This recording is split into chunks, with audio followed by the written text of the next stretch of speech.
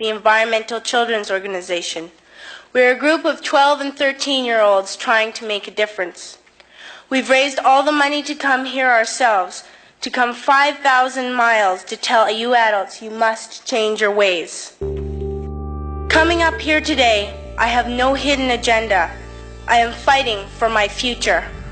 Losing my future is not like losing an election or a few points on the stock market. I am here to speak for all generations to come.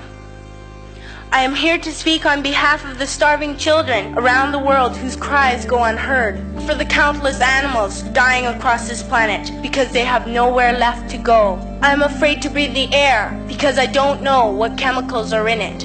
I used to go fishing with my dad until just a few years ago we found the fish full of cancers. And now we hear of animals and plants going extinct, every day vanishing forever.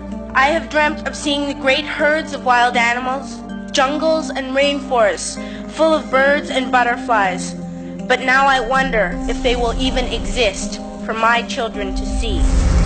All this is happening before our eyes, and yet we act as if we have all the time we want and all the solutions. You don't know how to bring back an animal now extinct, and you can't bring back the forest that once grew where there is now a desert. If you don't know how to fix it, please stop breaking it. Here, you may be delegates of your government, business people, or politicians, but really, your mothers and fathers, sisters and brothers, aunts and uncles, and all of you are someone's child. I'm only a child, yet I know we are all part of a family, billions strong. In fact, 30 million species strong. I'm only a child, yet I know we are all in this together. In my country, we make so much waste. We buy and throw away, buy and throw away. And even when we have more than enough, we are afraid to share. We are afraid to let go of some of our wealth. I wish I was rich. And if I were, I would give all the street children food, clothes, medicines, shelter, and love and affection. If a child on the streets who has nothing is willing to share, why are we who have everything still so greedy? I can't stop thinking that it makes a tremendous difference where you are born. That I could be one of those children starving in Somalia or a victim of war. I am only a child, yet I know if all the money spent on war was spent on finding environmental answers, ending poverty, and finding treaties, what a wonderful place this earth would be. And now 20 years have gone by.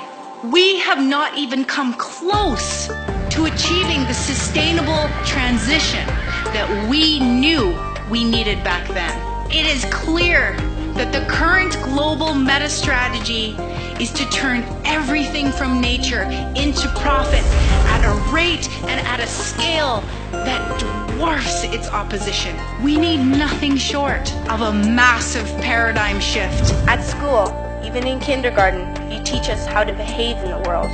You teach us to not fight with others, to work things out, to respect others, to clean up our mess, not to hurt other creatures, to share, not be greedy.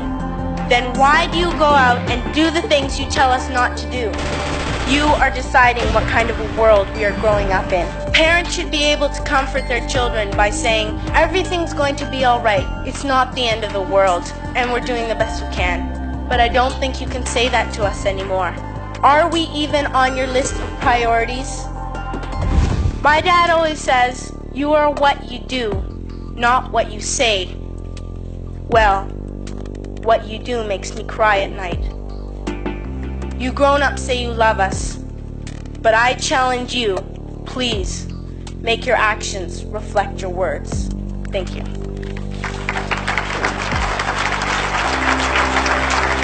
We are desperate to hear someone speak the truth, speak this message. We need someone to cut through all of the rationalization that we have built up for the destruction of our planet.